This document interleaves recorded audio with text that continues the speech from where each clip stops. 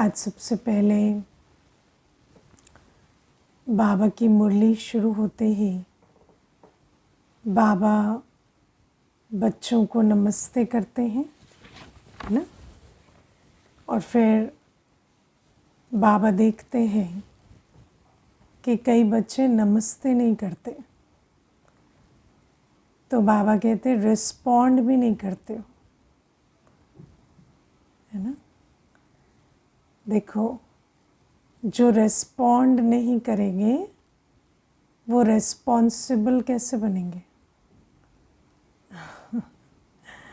इसको समझना पड़ेगा।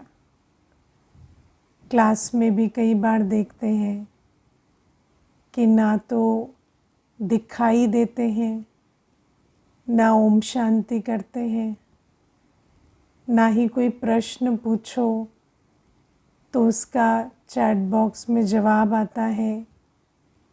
कई ऐसे ही बैठते हैं, है ना। तो अगर हम रिस्पॉन्ड भी नहीं कर पाए, दो प्रकार के कर्म होते हैं। एक तो जिस कर्म में हम निमित्त बनते हैं, है ना, जिसमें हम इनिशिएटिव लेते हैं, पहले मैं, हमारी तरफ से हम कोई जिम्मेवारी उठाएं, कर्म करें, वो तो एक चीज़ होती है। दूसरा होता है कि चलो मैंने कोई पहल नहीं की, मैंने कोई जिम्मेवारी नहीं उठाई, लेकिन जब आगे से बाबा प्रेरणा दे रहे हैं, बाबा कुछ कह रहे हैं, तो कम से कम उसको रिस्पॉन्ड कर सके, है ना। पहल बाबा ने की, पहले नमस्ते बाबा ने कर दिया, फिर तो हम नमस्ते करें। पहले नमस्ते करने का अक्ल भी नहीं आया, कोई बात नहीं, लेकिन करने पर तो करें। तो एक तो होता है कि बाबा हमें 3 प्रकार की आत्माओं के बारे में कहते हैं। जो बिना कहे करे वो देवता, जो कहने से करे वो मनुष्य, और जो कहने से भी ना करे, हाँ, तो फिर बाबा क्या कहते हैं? Dot dot dot. बाबा नाम नहीं लेते, है ना। तो हमें समझना होता है कि चलो हमें देवता बनने का भी अक्ल नहीं होता, हमें अपने आप से कुछ करना नहीं आता, लेकिन जब कहा जाता है तो रेस्पॉन्ड कर सके उतना अक्ल तो होना चाहिए ना, है ना। कई बार होता है खुद से चार्ट नहीं लिखते, फिर कहा जाता है कि चार्ट लिखो, चार्ट लिखो, चार्ट लिखो। फिर जो डायरेक्शन मिल रहा है, जो कहा जा रहा है, उस पर रेस्पॉन्ड भी ना करें, है ना। जैसे कि आपने देखा है ना, स्कूल में बच्चे बैठे होते हैं, तो कई बार टीचर कहेगी ना, सुनना आपको, तो सब पीछे देख रहे होते, पता नहीं किसको कह रहे हैं, मुझे तो नहीं कह रहे, है ना। तो ऐसे क्या है, कई बार चाहे इंडिविजुअल चाहे क्लास में, है ना, आप लोग सब सेंटर से जुड़े होते हैं, तो व्हाट्सएप ग्रुप पर भी कई डायरेक्शन जाते हैं, कई बार वैसे भी क्लास में डायरेक्शन दिए जाते हैं, लेकिन उस पर भी रिस्पॉन्ड नहीं करते कई बार, है ना।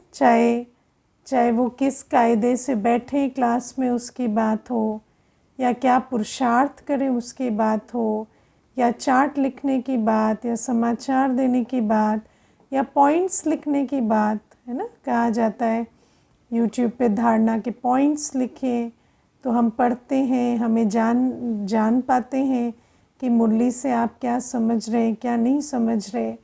लेकिन कई बार बच्चे जो है खुद से तो करते नहीं। देखो, स्वउन्नति के लिए अपने प्लान हमें बनाने चाहिए, हम वो प्लान नहीं बना पाते कई बार। चलो वो भी कोई बात नहीं, बाबा मददगार है, बाबा हमें प्लान बना कर देते, बाबा हमें डायरेक्शन देते, सेंटर्स के थ्रू जो भी डायरेक्शन जाते हैं बाबा देते हैं, लेकिन उनको रिस्पॉन्ड भी ना करें, एक कान से सुने दूसरे से निकाल दें, ऐसा लगे कि पता नहीं इनको मैसेज पहुंचा ही नहीं या इन्होंने क्लास सुनी ही नहीं, तो इसीलिए जो कल कर रहे थे वही कर रहे हैं। हाँ ठीक है, सूक्ष्म पुरुषार्थ के डायरेक्शन अलग होते हैं कि बाबा ने कहा शुभ भावना शुभकामना रखो या जो भी, उसमें हम माया के साथ युद्ध कर रहे हैं, लेकिन जो स्थूल डायरेक्शन होते हैं ना, कम से कम उनको तो हमें रिस्पॉन्ड करना आना चाहिए। अगर हम ओम शांति का ओम शांति भी नहीं कर पा रहे हैं तो हम क्या देवी देवता बनेंगे। तो ये बातें विचार करने की बात है। बाबा कहते हैं जो इस समय जिम्मेवारी का ताज उठाएंगे, रिस्पॉन्सिबिलिटी का ताज उठाएंगे, वो कल डबल ताजधारी बनेंगे। लेकिन रिस्पॉन्सिबिलिटी तो एबिलिटी टू रेस्पॉन्ड है ना, रेस्पॉन्सिबिलिटी माना एबिलिटी टू रेस्पॉन्ड। जब शिव बाबा आते हैं तो हमें शिव बाबा हर कर्म पहले करते हैं, हम उस पर रिस्पॉन्ड करते हैं तो हम रिस्पॉन्सिबल बन जाते हैं। हमें खुद से कुछ नहीं करना होता, बाबा हमें हर कर्म करके सिखाते हैं, डायरेक्शन देते हैं। हम बस बाबा को हाँ जी करें ना, बाबा जो कहता है करें, रिस्पॉन्ड करें, तो भी हम रिस्पॉन्सिबल बन जाते हैं। और जो आज रिस्पॉन्सिबल है वो कल विश्व का मालिक भी बनेंगे।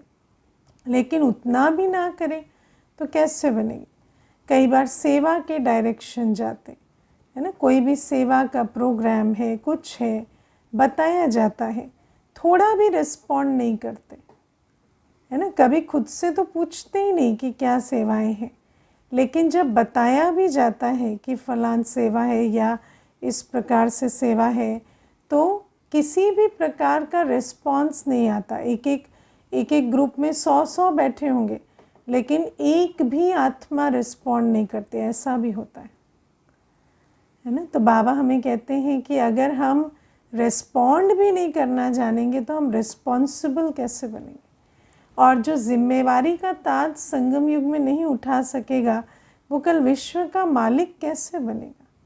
तो चाहे पुरुषार्थ के प्रति, चाहे सेवा के प्रति, चाहे जनरल एटिकेट के प्रति, है ना, जो भी हमें बाबा देते हैं डायरेक्शन, उनको हमें रिस्पॉन्ड करना है। बाबा हमें कहते हैं चलो ठीक है, हमारी बुद्धि चट हो जाती है 63 जन्मों में, हमें स्वयं से कुछ नहीं आता, लेकिन अगर बाबा हमें पहल करके कुछ सिखाते हैं तो उसको रिस्पॉन्ड तो करना आना चाहिए। तो ये पहली चीज़। दूसरी, आज बाबा हमें कहते हैं जिनका बाबा से कनेक्शन अच्छा होता है उनको सर्व शक्तियों की करंट मिलती है। अब बाबा से कनेक्शन कैसे रखें, है ना। देखो हम तो देह अभिमान की दुनिया में कैसे कनेक्शन रखते हैं, देहधारियों से कनेक्शन तो बड़ी स्थूल रीति से रखा जाता है। देहधारी से कनेक्शन रखने के लिए तो हमें क्या करना होता है कि, है ना, मिले जुले, फ़ोन किया, बात की, तो ये हमारा कनेक्शन होता है। या लेन देन, या उनके किसी प्रोग्राम में हम गए, उनको बुलाया, तो ये संबंध संपर्क या कनेक्शन रखने के तरीके होते हैं। और बाबा हमें कहते हैं कि शिव बाबा निराकार है, ज्योति बिंदु, और मैं आत्मा भी ज्योति बिंदु हूँ। अब बाबा से कैसे कनेक्शन रखें, तो बाबा से कनेक्शन रखना आता है हमें। हाँ, वैसे आप लोग कनेक्शन रखने में कैसे हो, सुस्त हो कि चुस्त हो, वैसे कनेक्शन रख पाते हो है ना। देखो मुझे एक बहन थी, वो कहती मुझे ना कनेक्शन नहीं रखना आता किसी से। तो मैंने कहा क्यों, तो मुझे कहती अभी देखो दीदी, मैंने एक ऑफ़िस ज्वाइन किया है ना, तो ऑफ़िस ज्वाइन किया, मेरी फ्रेंड का ऑफ़िस था, तो फ्रेंड ने कुछ ज़्यादा तो पड़ताल नहीं की, उसने मुझे काम पे रख लिया। फिर मैं 5 दिन गई, फिर मेरा मन नहीं किया, तो मैंने कोई सूचना भी नहीं दी और मैंने जाना छोड़ दिया। और फिर हफ्ते भर बाद मेरा मूड ठीक हो गया तो मैंने वहाँ फ़ोन लगा दिया, तो कहते हैं आप कहाँ थे हफ्ते भर? तो अभी तो आपका जो कनेक्शन है वो कट हो गया है, अभी आपको नौकरी से निकाल दिया हमने।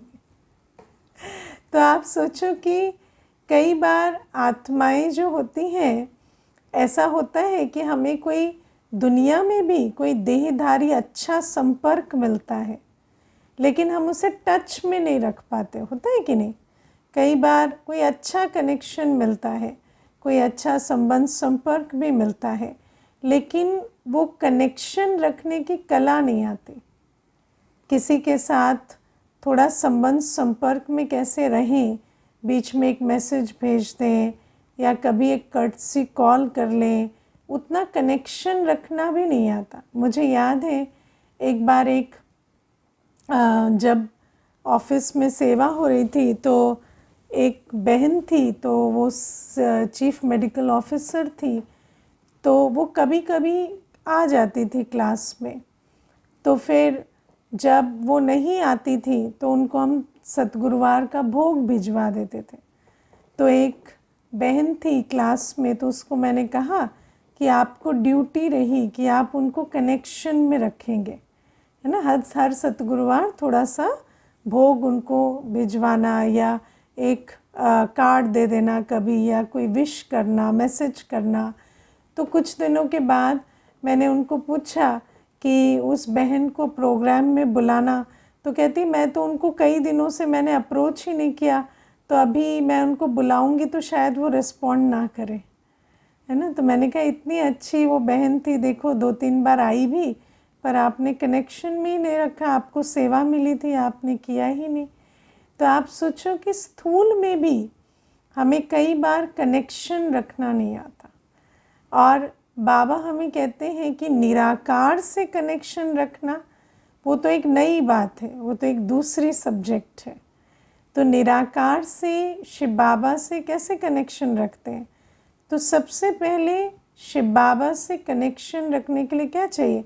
निरंतर याद, है ना। शिव बाबा से कनेक्शन रखने के लिए निरंतर याद चाहिए, क्योंकि जैसे ही कनेक्शन टूटता है तो माया प्रवेश कर जाती है, फिर पाप कर्म होते हैं, और पाप कर्म करने के बाद सोचें कि फिर से वो कनेक्शन जुड़े तो बहुत मुश्किल हो जाता है ना। जैसे अगर कनेक्शन जुड़ा हुआ है ना, तो तार जुड़ी हुई है, तो फिर उस तार को मेंटेन करना मुश्किल नहीं होता। लेकिन अगर टूट गया तो फिर जोड़ना बड़ा मुश्किल होता है। इसीलिए बाबा कहते हैं उठते बैठते चलते फिरते काम काज करते बाबा की याद में रहना, ये पहली विधि है कनेक्शन रखने की, है ना। फिर बाबा की मुरली सुनना, बाबा से कनेक्शन रखना है। अब आप देखो सूक्ष्म में किसी को याद करते हैं, मान लीजिए कि स्थूल में भी कोई संबंध है, आप सूक्ष्म में उसे याद कर रहे हैं, दिल से बहुत उसे याद करते हैं, लेकिन वो जब भी फ़ोन करता है उठाते नहीं हैं, तो कनेक्शन रहेगा? तो बाबा हमें कहते हैं कि सूक्ष्म में तो तार जुड़ी होनी चाहिए, लेकिन बाबा भी तो रोज़ हमें फ़ोन लगाते हैं ना, हमें मुरली देते हैं, रोज़ हमारे को कांटेक्ट करते हैं, रोज़ हमें ज्ञान भंडार देते हैं। तो बाबा की मुरली को ध्यान से पढ़ना, बाबा की मुरली को ध्यान से दिल से सुनना कि बाबा आज मुझे क्या कह रहे हैं, और फिर बाबा की मुरली के आधार से जो डायरेक्शन मिलते हैं मुरली से, उस आधार से चलना, वो भी कनेक्शन बढ़ाने की विधि है ना। फिर बाबा हमें कहते हैं तीसरी जो विधि है कनेक्शन रखने की, वो है श्रीमत। बाबा की श्रीमत जो है, बाबा की श्रीमत जैसे बाबा का हाथ है। आप देखो भक्ति मार्ग में कहीं कहीं पर भगवान के ऐसे चित्र बने, जगन्नाथपुरी में भले भगवान को चेहरा दिखाते हैं लेकिन हाथ नहीं दिखाते, है ना। तो दुनिया में कहते हैं ना, किसी का हाथ पकड़ लो तो कनेक्शन रहता है। अब बाबा का हाथ क्या है? बाबा की श्रीमत है ना, अमृत वेला, नियम से मुरली, भोग लगाकर बाबा की याद में भोजन बनाना, स्वीकार करना, चाट देना, है ना, ये सारी श्रीमत है बाबा की। पवित्र जीवन जीना, ब्रह्मचर्य का पालन करना, या विकारों से मुक्त रहना, संबंध संपर्क में आते शुभ भावना, शुभकामना देना। तो बाबा कहते हैं ये सब श्रीमत जो है, श्रीमत का पालन करना ही कनेक्शन रखने की विधि है। और फिर बाबा कहते जो बाप का धंधा सो मेरा धंधा। बाबा परमधाम से क्यों आए हैं? बाबा परमधाम से आए हैं पतित दुनिया को पावन बनाने, ऐसे ही नहीं आए हैं। पवित्रता का सागर पतित दुनिया में आकर क्यों बैठा है? उसका एक पर्पस है ना। वो आए हैं दुनिया को पावन बनाने। तो बाबा कहते जो बच्चे बाप का कार्य सो मेरा कार्य समझते हैं, जो सेवाधारी बच्चे होते हैं, जो बाप के कार्य की जिम्मेवारी उठाते हैं, वो बच्चे कौन है? बाबा कहते उनको मैं याद करता हूँ, है ना। आपने वो छोटी डायरी बड़ी डायरी वाली कहानी तो सुनी ही है ना, कि एक भक्ति में कहानी आती है कि एक बार नारद जी घूमते घूमते चले गए विष्णु जी के पास, क्योंकि विष्णु को भगवान के रूप में दिखाया। तो वो विष्णु जी के पास चले गए, तो फिर उनके पास उनको एक बड़ी डायरी मिली। तो उस बड़ी डायरी में अनन्य भक्तों के नाम थे। तो उस भक्तों की डायरी में नारद जी का भी नाम बहुत ऊपर था। तो जब उन्होंने अपना नाम देखा तो बहुत खुश हो गए और उनको पूछा, भगवान ये इस डायरी में कौन से नाम हैं? तो विष्णु जी ने उनको कहा कि इस डायरी में उनके नाम हैं जो भगत मुझे बहुत याद करते हैं। तो फिर नारद जी ने कहा इसमें तो मेरा नाम बहुत ऊपर। तो कहा तो तुम भी तो नारायण नारायण सारे दिन करते हो ना, तो तुम्हारा नाम तो होगा ही। फिर नारद जी ने अपने स्वभाव अनुसार चेक किया कि हनुमान जी का नाम है या नहीं, है ना। तो हनुमान जी का नाम नहीं था उस डायरी में।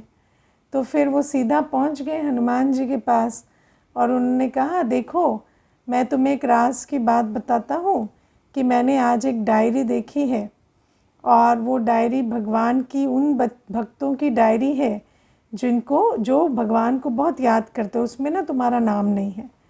तो हनुमान जी ने कहा कोई बात नहीं, और वो अपना है ना याद में बैठ गए। फिर कुछ दिनों के बाद नारद जी फिर घूमते घामते पहुँचे, तो उनको एक छोटी डायरी मिली, है ना, नारायण जी के पास। तो जब वो छोटी डायरी मिली तो बोले, भगवान इसमें किसके नाम है? तो बोले इसमें उनके नाम है जो मेरा कार्य संभालते, जो मेरे डायरेक्शन पर कुछ भी कर सकते हैं, और ये उनकी डायरी है जिन्हें मैं याद करता। तो जब उस डायरी को खोलकर देखा तो उसमें हनुमान जी का नाम था और नारद जी का नहीं था। तो वो वहाँ पर, है ना, जैसे उनको बहुत फीलिंग आई कि मेरा नाम सिर्फ भक्तों में है लेकिन उनमें नहीं है जिसे भगवान याद करते हैं। तो बाबा भी हमें कहते हैं कि ये जो भक्ति में कहानियाँ बनी हैं ये सब इसी संगम युग की कहानियाँ हैं। तो बाबा कहते हैं बाबा से कनेक्शन भी रखने वाले दो प्रकार के बच्चे होते हैं। एक तो जो बाबा को बहुत याद करते हैं, दूसरा बाबा को याद करने के साथ साथ बाबा का कार्य भी संभालते हैं। हर जिम्मेवारी में पहले मैं बाबा, जी बाबा, हाँ जी बाबा करके चलते हैं। तो ऐसे बच्चों को बाबा याद करते हैं। तो बाबा कहते हैं उनका भी मेरे से बहुत गहरा कनेक्शन है। तो बाबा से, बाबा निराकार है, बाबा के साथ कोई स्थूल कनेक्शन की बात नहीं है, लेकिन जो याद में रहते हैं, जो श्रीमत पर चलते हैं, जो बाबा की मुरली का रिगार्ड रखते हैं, जो हर कर्म डायरेक्शन पर करते हैं और जो बाबा का कार्य संभालते हैं, बाबा कहते उन बच्चों का मेरे साथ बहुत अच्छा कनेक्शन है। और बाबा क्या कहते हैं, जिनका कनेक्शन अच्छा है उनको सर्व शक्तियों की करंट मिलती रहती है ना। उनको ऐसे शक्ति दो मांगना नहीं पड़ेगा, या खास बैठकर कोई योग नहीं करना पड़ेगा कि मुझे सहन शक्ति की कमी हो रही है, सामना करने की शक्ति की कमी हो रही है। जब परिस्थिति आएगी ना, ऐसा अनुभव होगा कि परिस्थिति छोटी और वो मजबूत है। हर समय जिस शक्ति की जिस समय आवश्यकता है वो शक्ति उनके सामने स्वयं जी हाजिर करेगी, हाजिर हजूर करेगी। और कभी भी ऐसा नहीं होगा कि परिस्थिति बड़ी और स्थिति छोटी हो। हर परिस्थिति में, चाहे कैसी भी परिस्थिति अचानक आ जाए, बड़ी बात आ जाए, कुछ भी आ जाए, ऐसी आत्माओं को सदा अनुभव होगा कि हाँ बात है लेकिन बड़ी नहीं है, हम इसे पार कर लेंगे। और ये वो बच्चे होते हैं जिनको कहा जाएगा कि उनको सर्व शक्तियों की करंट मिलती रहती है, और इसीलिए उनका स्वरूप ही सर्व शक्ति स्वरूप रहता है। उनके चेहरे से कभी खुशी गायब नहीं होगी, उनके अंदर कभी हलचल नहीं आएगी। हाँ, बातें तो सबके जीवन में आएंगी, क्योंकि है ही 63 जन्मों के हिसाब किताब अभी। और फिर सिर्फ हिसाब किताब की बात नहीं है, एक तो होता है जो पुराने कर्मों के हिसाब किताब, दूसरा होता है माया, है ना। जब हम विकर्मों से छूटना चाहते हैं तो पुराने कर्मों के हिसाब किताब सामने आते हैं। तो वो तो हिसाब किताब है, उनके लिए शक्ति चाहिए हमें पार करने के लिए। जैसे कि संबंध की परिस्थितियाँ, या शरीर की बीमारियाँ, कर्म भोग आदि, या कोई धन की आर्थिक परिस्थिति, ये बातें जो होती हैं ये तो पार करने के लिए हमें शक्ति चाहिए, क्योंकि ये तो पुराने विकर्मों का बोझ है। लेकिन साथ में जब हम आत्माएं मनुष्य से देवता बनना चाहते हैं, ये तो पुराने विकर्म हैं, लेकिन उनको चुक्त करने के अलावा जब आप मनुष्य से देवता बनना चाहते हैं, योगी पवित्र सेवाधारी की जीवन का चुनाव करते हैं, तो उस चुनाव में आपको कई विघ्न आएंगे, है ना। ये वो विघ्न नहीं है जो पुराने विकर्मों से आए, ये वो विघ्न नहीं है जो बैड टू गुड बनने में आते हैं, नहीं, ये वो है जो गुड टू बेस्ट बनने में आते हैं है ना। तो जब हम पवित्र जीवन का चुनाव, योगी जीवन का चुनाव, सेवाधारी जीवन का चुनाव करते हैं, और ख़ास कर जब आप सेवा करने जाते हैं तो कई प्रकार के माया के विघ्न आते हैं, क्योंकि माया नहीं चाहती कि हम मनुष्य से देवता बने, माया नहीं चाहती हम ऊंच पद लें। तो जब वो बातें भी आती हैं तो हमें बहुत शक्ति चाहिए, है ना। कोई भी कुछ भी करना चाहता है, तन मन धन समय श्वास संकल्प, आप कुछ भी यज्ञ सेवा में लगाएंगे तो उसमें चैलेंजेस तो आएंगे, चाहे वो पुराने संस्कारों से आए, चाहे बाहर से आए, चाहे परिस्थितियों से आए। लेकिन जब वो चैलेंजेस आते हैं तो हमें क्या चाहिए, शक्ति चाहिए। और बाबा कहते हैं जो बच्चे बाबा के ऐसे बच्चे होते हैं, आज्ञाकारी पवित्र योगी सेवाधारी बच्चे, उनके अंदर शक्तियों का इतना स्टॉक होता है कि बातें तो आती हैं लेकिन वो उन्हें पार कर लेते हैं। तो इसीलिए रेस्पॉन्ड करना, बाबा से कनेक्शन रखने की विधि आनी चाहिए। अगर रेस्पॉन्ड करना नहीं आता है ना, हमें पहल करना नहीं आता, ठीक है, रेस्पॉन्ड भी करना नहीं आता, या हमें कनेक्शन रखना नहीं आता, तो फिर हम मनुष्य से देवता तो नहीं बनेंगे, है ना। तो ये हमें समझना है। फिर बाबा हमें आज कहते हैं कि बाबा का संग ही सत्य का संग है, और सत्य का संग मिलने से हम सच धाम में चले जाते हैं। 2 धाम सच धाम है, एक शांति धाम, दूसरा सुख धाम। ये दोनों पवित्र धाम हैं, सत धाम है। और बाबा कहते बाबा का संग मिलने से हम इन दो पवित्र धामों में चले जाते हैं। तो बाबा आज हमें समझाते हैं कि जब तक बाबा का संग नहीं मिलता तो कोई आत्मा मुक्ति, जीवन मुक्ति में नहीं जा सकती। क्योंकि आप देखो इस संसार का वर्णन क्या है, झूठी माया, झूठी काया, झूठा सब संसार। झूठी माया, झूठी काया, झूठा सब संसार। तो जब झूठा सब संसार है तो इस संसार की बातों पर चलकर या इस संसार की मत पर चलकर हम सच्ची या पवित्र दुनिया में नहीं जा सकते। तो जब बाबा आते हैं, सत्य सुनाते हैं, डायरेक्शंस देते हैं, उस पर चलने से ही हम सच धाम या सुख धाम, शांति धाम में जाते हैं। अब बस आज एक पॉइंट डिस्कस करेंगे कि बाबा ने हमें ये सत्य सुनाया। बाबा हमें आत्मा रचता और आत्मा के आदि मध्य अंत का, ड्रामा के आदि मध्य अंत का सत्य सुनाते हैं। दुनिया में तो इन बातों को लेकर अनेक मतें हैं, परमात्मा को लेकर, आत्मा को लेकर, रचना के आदि मध्य अंत को लेकर अनेक मतें हैं। विज्ञान कुछ कहेगा, धर्म कुछ कहेगा, एक धर्म कुछ कहेगा, दूसरा धर्म कुछ और कहेगा। जैसे आत्मा को लेकर भी कोई धर्म कहेगा पुनर्जन्म लेती है, कोई कहेगा पुनर्जन्म नहीं होता, है ना।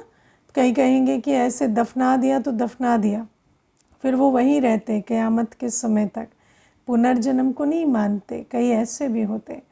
तो बाबा कहते आत्मा को लेकर भी कई मतें हैं, परमात्मा को भी, और रचना के आदि मध्य अंत को भी लेकर कई मतें हैं। अब बाबा हमें समझाते हैं कि सत्य क्या है। तो बाबा हमें क्या समझाते हैं कि आत्मा के अंदर 84 जन्मों का पाठ नूंधा हुआ है ना। आत्मा के अंदर 84 जन्मों का पाठ नूंधा हुआ है। तो आप विचार करो ये ज्ञान कितना कितना बड़ा ज्ञान है। क्योंकि जब मुझे पता होता है कि मेरे अंदर पाठ है, तो फिर उस पाठ को बजाने के लिए मुझे परिस्थिति या किसी और के पाठ का मुंह देखने की आवश्यकता नहीं है। लेकिन अगर मेरे अंदर पाठ नूंधा हुआ है, ये ज्ञान मुझे नहीं, तो फिर ऑब्वियसली मैं पाठ किस आधार से बजाऊंगी, परिस्थिति के आधार से या सामने वाले आत्मा के व्यवहार के आधार से, है कि नहीं। अगर मेरे अंदर कुछ नूंद ही नहीं है, मेरे अंदर रिकॉर्डिंग ही नहीं है, मैं खाली सीडी हूँ तो प्लेयर में डालने से कैसे बजूंगी, नहीं बज सकती ना। लेकिन मान लो कि एक सीडी है जिसमें बहुत मीठे गाने रिकॉर्डेड हैं। अब चाहे बाहर कितना भी शोर हो रहा हो, कोलाहल हो रहा हो, लेकिन सीडी के अंदर जो गाने भरे हुए हैं वो तो उस कोलाहल के बीच भी मिठास से अपना स्वर जो है वो फैला सकते हैं ना। तो बाबा कहते हमें ये समझना है कि मैं आत्मा एक एक्टर हूँ जिसके अंदर अपना पार्ट नूंधा हुआ है, और मुझे आकर इस स्टेज पर अपना पार्ट बजाना है।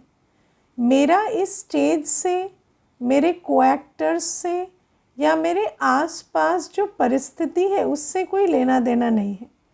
अब देखिए, मान लीजिए कि कोई एक्टर है, अब उस एक्टर को लाइनें दी गई हैं, ठीक है ना, उसको एक्टर को लाइनें दी गई हैं, आपको ऐसे कहना है, पहले चौंकना है, फिर प्यार से बोलना है, फिर हाथ जोड़ने हैं, उसको लाइनें दी गई हैं। अब वो स्टेज पर आया, स्टेज पर सामने वाला एक्टर अपनी लाइनें बोल रहा है, साइड में बिजली कड़क रही है, इधर से पानी बरस रहा है, तो क्या फ़र्क पड़ता है, वो तो अपनी लाइनें याद कर कर आया ना, वो अपनी लाइनें कह देगा। वो ये थोड़ी कहेगा कि वहाँ से पानी बरस रहा था, वो बिजली कड़क रही थी, या ऐसा हुआ तो मैं अपनी लाइनें भूल गया। नहीं, उसको पता है कि मेरी जो स्क्रिप्ट है वो मुझे याद करके जाना है, और मुझे स्टेज पर, आपको पता है ना, जब स्टेज पर एक्टर आते हैं तो कई बार उनकी रिहर्सल स्टेज पे नहीं हुई होती है ना। वो रिहर्सल तो अपने कोने में कमरे में कर आते हैं कि मुझे ये लाइन बोलनी है, 1 मिनट के बाद ये बोलना है, 1 मिनट के बाद ये बोलना है, और फिर वो डायरेक्ट स्टेज पर आते हैं तो वो लाइनें बोलते हैं। अच्छा एक्टर होगा तो, है ना। तो बाबा हमें कहते ऐसे ही मुझे अपना पार्ट बजाना है। मेरे अंदर 84 जन्मों का पार्ट भरा हुआ है। मेरा पार्ट किसी परिस्थिति का, किसी को एक्टर के पार्ट का मोहताज नहीं है ना। किसी की लाइनें हैं गाली देने की, वो गाली देगा। मेरी लाइन क्या है? शुभ भावना शुभकामना देने की, मुझे वो देनी है है ना। तो एक्टर की लाइफ कितनी सिंपल हो जाती है ना। अब आप सोचो, 2 एक्टर हैं, विलेन मार रहा है, लेकिन जो हीरो है उसको ये पार्ट मिला हुआ है कि वो विलेन को माफ़ कर दे, तो क्या वो कर नहीं सकता? कर सकता है ना, क्योंकि उसको पता है कि वो उसकी लाइन है, ये मेरी लाइन है। तो बाबा कहते हैं कि मैं तुम्हें ये ज्ञान देता हूँ कि तुम इस सृष्टि रंगमंच पर जब अपना अभिनय करने आते हो तो तुम्हारे अंदर अपना 84 जन्मों का सेकंड बाय सेकंड का पार्ट नूंधा हुआ है, और मैं आत्मा वो पूरा सीडी लेकर आई हूँ। मेरे अंदर वो सारा पार्ट है। तो जब हम आते हैं बाबा के पास तो हमें सबसे पहले किस प्रश्न का उत्तर मिलता है? मैं कौन हूँ? और वो उत्तर क्या है? पहला उत्तर, मैं आत्मा हूँ। ठीक है। तो हमें पता चलता है कि इस शरीर से पार्ट बजाने वाली मैं हूँ। ओके। फिर जब हम आगे बढ़ते हैं ज्ञान में तो फिर हमें एक और प्रश्न सामने आता है, मैं कौन हूँ? सेम प्रश्न, और उसका उत्तर क्या होता है? मैं इतने सारे एक्टर्स से के बीच में मैं कौन सी आत्मा हूँ? तो बाबा हमें कहते हैं मैं हीरो एक्टर हूँ तो आप पहचान गए कि मैं हीरो एक्टर हूँ। और बाबा हमें कहते हैं कि जो बच्चे अभी ब्राह्मण हैं, जो बच्चे बाबा के सम्मुख बैठते हैं, मुरली सुनते हैं, जो बच्चे बाबा की श्रीमत पर चलते हैं, वो कौन है? वो उनका पाठ कल्प कल्प सतयुगी देवता, पूज्य श्रेष्ठ पूज्य आत्मा, ब्राह्मण, फरिश्ता, फिर देवता बनने का पाठ है ना। वही बच्चे जो अभी ब्राह्मण बने हैं उन्हीं का पाठ है कि वो 84 जन्मों में बाबा हमें हमारा स्वदर्शन कराते हैं ना। किसका स्वदर्शन? जो बच्चे अभी ब्राह्मण हैं उनका चक्र क्या है? उनका चक्र है वो देवता थे, पूज्य पुजारी थे, फिर ब्राह्मण बने, फिर वो फरिश्ता और देवता ज़रूर बनेंगे। तो बाबा हमें हमारे पाठ की पहचान दे देते हैं, पाठ का ज्ञान दे देते हैं कि हम ही वो बच्चे हैं जो कल्प कल्प ये पाठ बजाते हैं। और मुझे अपने पाठ को जान जाना है कि मैं वो आत्मा हूँ, कोटों में कोई, जिसे बाप आकर अपनी पहचान देते हैं, और मैं ही वो आत्मा हूँ जो बाप को और ज्ञान को पहचानती है। तो नेचुरल है कि मैं ही देवी कुल की आत्मा हूँ और मुझे ही पुरुषार्थ कर दोबारा बनना है। तो जब हम अपने पाठ को पहचान जाते हैं तो बाबा कहते हैं जीवन बहुत सहज हो जाती है, क्योंकि मुझे तो सिर्फ अपना पाठ बजाना है ना, मुझे और किसी के पाठ से या किसी परिस्थिति से क्या लेना देना। तो बाबा हमें कहते हैं ये जो सत्य का ज्ञान है, क्योंकि दुनिया में तो कहते हैं कि आत्मा निर्लेप है, आत्मा जैसे एक खोखला डब्बा है ना लेकिन बाबा हमें कहते हैं कि आत्मा निर्लेप नहीं है, आत्मा में तो सेकंड बाय सेकंड का पहले से नोंधा हुआ पाठ है, और उसको वही पाठ आकर कल्प कल्प बजाना है। उसको किसी को नहीं देखना, किसी का मुंह नहीं देखना, किसी को कारण नहीं बनाना, मुझे बस अपना पाठ बजाना है। ठीक है ना। तो ये एक पॉइंट आज के ज्ञान की, क्योंकि बाबा ने आज हमें कई बातें सत्य की समझाई, तो आप पढ़ना, मुरली नोट करना। लेकिन ये एक पॉइंट जो थोड़ी नई थी तो उसको थोड़ा डिस्कस किया। अच्छा, प्रश्न है, आत्मा तो मन बुद्धि संस्कार से बनी है या मैं मन बुद्धि संस्कार से न्यारी हूँ? मन बुद्धि संस्कार हमारे फंक्शन है, जैसे शरीर का फंक्शन है देखना, सुनना, बोलना, है ना, ये कैपेसिटी है। ऐसे आत्मा की कैपेसिटी है, वो सोच पाती है, निर्णय ले पाती है, या उसके अंदर संस्कार धारण होते हैं। लेकिन आत्मा बनी किससे? 7 गुणों से, और उसके अंदर पूरा पाठ रिकॉर्डेड है। ये मुझ आत्मा का फ्रेम है, यह आत्मा जैसे बनी है वो स्वरूप है। ठीक है, ओम शांति।